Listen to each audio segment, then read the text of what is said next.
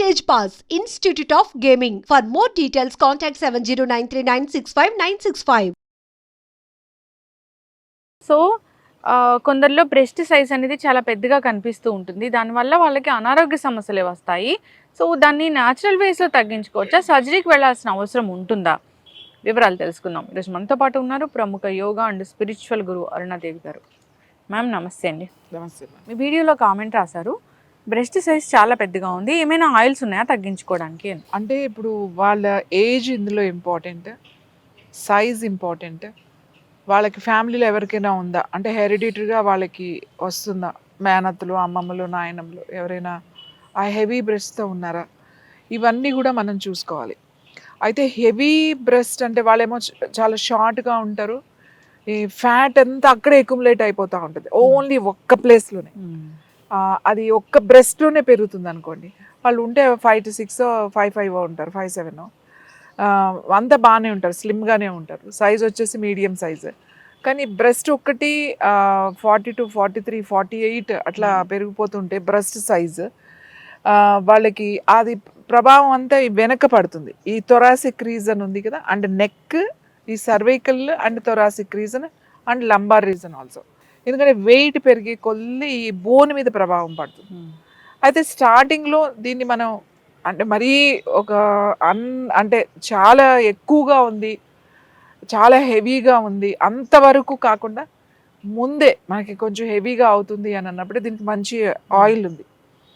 అంటే మేము చెప్తాం దాన్ని ప్యాక్ లాగా వేసుకోవాలన్నమాట. రోజు నైట్ వేసుకుంటే ఆ హెవీ బ్రెస్ట్ మెల్లమెల్లగా తగ్గుతూ వస్తుంది. తర్వాత దానికి డైట్ అండ్ పర్టికులర్గా దానికి కొన్ని ఆసనాస్ ఉన్నాయి. ఈ ఆసనాస్ రెగ్యులర్గా చేసుకోవాలి వాళ్ళు ఖచ్చితంగా. ఎందుకంటే వాళ్ళకి పెరిగే తత్వం అనేది ఉంది కాబట్టి రెగ్యులర్గా చేసుకుంటూ జాగ్రత్తలు తీసుకుంటూ ఏదైతే మనం ఆయిల్ ఇస్తామో అది కనుక వాళ్ళు వాడుకుంటూ ఉంటే చాలా బాగా తగ్గుతుంది, మెయింటైన్ చేసుకోవచ్చు, హ్యాపీగా ఉండొచ్చు. అలా కాకుండా ఇవన్నీ చేస్తున్నాం అయినా కూడా తగ్గట్లేదు, అన్బేరబుల్ పెయిన్స్ వచ్చేస్తున్నాయి అని అనుకుంటే మేము కూడా ఏం చెప్తాను అంటే గో టు సర్జరీ అని చెప్తాను. సర్జరీకి వెళ్ళండి అని చెప్తాను. కానీ సర్జరీకి వెళ్ళేటప్పుడు ఇది చాలా ఇంపార్టెంట్ సర్జరీ. ఇది చాలా ఓపిక్గా చేయాలి సర్జన్. హడావుడిగా చేసేది కాదు. బ్రెస్ట్ దగ్గర ఫ్యాట్ అంటే ఓన్లీ ఫ్యాటే లేదు, బ్రెస్ట్ దగ్గర మిల్క్ గ్లాండ్స్ ఉంటాయి. సో రేపొద్దున ఫ్యూచర్లో మనకి చాలా ఇబ్బందులు వస్తాయి. దీని గురించి కూడా తెలుసుకోవాలి మనం.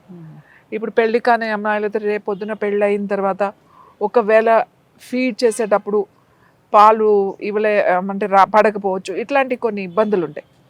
సో ఇవన్నీ కూడా సర్జన్ ఇంపార్టెంట్ అండి.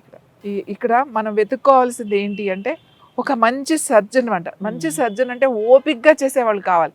ఇదేదో టగటగటగా అట్లా తీసేది కాదు. ఆ ఫ్యాట్ కూడా దానికి ఉన్న ఫ్యాట్ని కనీసం ఒక హెవీ బ్రెస్ట్ని మనం తీయాలి అని అంటే ఒక 3 hours 4 hours టైం పడుతుంది. అంత టైంగా సర్జన్ కూర్చుని ఓపిక్గా చేయాల్సిన సర్జరీ ఇది. సర్జరీకి వెళ్ళమనే చెప్తాను నేనైతే. అంత హెవీ అయితే అదర్వైజ్ నార్మల్గా ఇప్పుడు మనకి హెరిడిటరీ మన మదర్కి అలా ఉంది, లేకపోతే మన మేనత్తలకు అలా ఉండొచ్చు, మనకు కూడా అలాంటిదే వచ్చింది అని మనకు తెలిసిపోతుంది మన స్ట్రక్చర్ బట్టి. అలాంటప్పుడు మనం ముందే కనుక ఆ స్ట్రక్చర్ ఉంది కొంచెం ఇలా ఇక్కడే పెరుగుతుంది అని మనకు తెలిసినప్పుడు అది మనకి 12 years అమ్మాయిలకి అప్పటికే తెలిసిపోతుంది, మెచ్యూర్ అయిన తర్వాతే తెలుస్తుంది. అలా తెలిసినప్పుడు అప్పుడే మనం కేర్ కనుక తీసుకుంటే అప్పటి నుంచి రెగ్యులర్గా మనం చేస్తూ ఎక్సర్సైజ్ చేస్తూ మనం చెప్పినట్టుగా ఈ ఆయిల్ అయ్యి వాడుతూ కనుక ఉంటే ఖచ్చితంగా సర్జరీకి వెళ్ళేంత పరిస్థితి రాదు. సర్జరీ కూడా ఇప్పుడు చాలా సేఫ్గానే చేస్తున్నారు కాబట్టి మనం ఎప్పుడైనా సరే ఆలోచించాల్సిన విషయం ఏంటంటే మనం సర్జరీ చేయించుకుంటే ఏమేమి ప్రాబ్లమ్స్ వస్తాయి, అవి మనం ఎలా ఫేస్ చేయాలి, ఒకవేళ సర్జరీ చేయించుకోకపోతే ఇలానే ఉంటే మనం ఏమేమి ప్రాబ్లమ్స్ వస్తాయి, దాన్ని ఎలా ఫేస్ చేసుకోవాలి అనేది ఈ రెండు ఆలోచించుకోవాలి. ఈ రెండిట్లో మనం ఏది చేస్తే బెస్ట్ అని అనిపిస్తుందో అప్పుడు దానికి వెళ్ళాలి. ఇప్పుడు మనం సర్జరీ చేయించుకుని కూడా కాంట్రా ఇండికేషన్స్ రేపొద్దున ఫ్యూచర్లో చాలా పెద్ద ఇష్యూస్ వస్తాయి అన్నప్పుడు మనం ఇది సఫర్ అవ్వడమే, మేనేజ్ చేసుకోవడమే మంచిది. కానీ అలాగ కాదు, ఏవో చిన్నవి వస్తాయి పర్వాలేదు మనం మేనేజ్ చేసుకోవాలి అని అనుకున్నప్పుడు సర్జరీకి వెళ్ళమనేది చెప్తాం. ఇంకొకటి ఏంటంటే అందరికీ ఉన్న అభిప్రాయం ఏంటంటే సర్జరీ అంటే అల్లోపతి, ఇవన్నీ న్యాచురల్ అని అనుకుంటారు. అసలు సర్జరీ అనేది ఆయుర్వేదాల్లోనే ఉంది. సర్జరీ అనేది ఇప్పుడు కాదు, కొన్ని వేల సంవత్సరాలు, కొన్ని వందల సంవత్సరాల నుంచి సర్జరీలు మనం చేస్తూనే ఉన్నాం. కంటికి కానీ ఎక్కడ ఎక్స్ట్రా గ్రోత్ ఉంటే కానీ ఏదైనా ఇరిగిపోతే కానీ అన్ని సర్జరీలే చేసాం.